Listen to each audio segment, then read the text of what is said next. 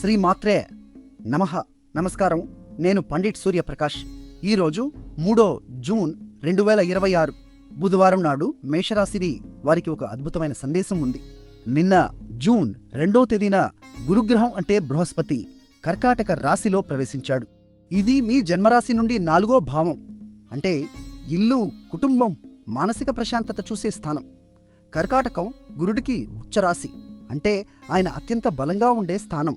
10 ఏళ్లలో ఇలాంటి అవకాశం మళ్లీ రాదు.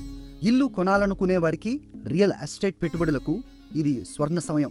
అమ్మతో సంబంధాలు మరింత దగ్గరవుతాయి. కానీ ఒక హెచ్చరిక కూడా ఉంది.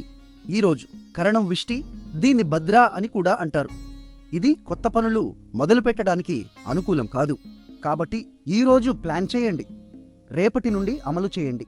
అదే సమయంలో కుజుడు అంటే అంగారకుడు మీ స్వరాశి మేషంలో ఉన్నాడు. ఇది ధైర్యం ఇస్తుంది, కానీ కోపాన్ని నియంత్రించుకోవాలి.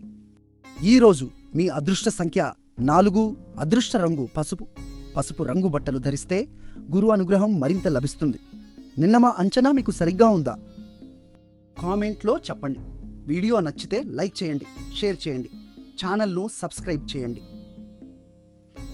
ఈరోజు అభిజిత్ ముహూర్తం అంటే అత్యంత శుభ సమయం మధ్యాహ్నం 11:05 నుండి 12:43 వరకు ఉంది.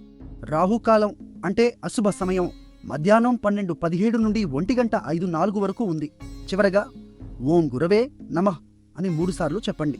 గురుడి ఆశీర్వాదాలతో మీ ఇల్లు, కుటుంబం ఆనందంతో నిండాలని ప్రార్థిస్తున్నాను.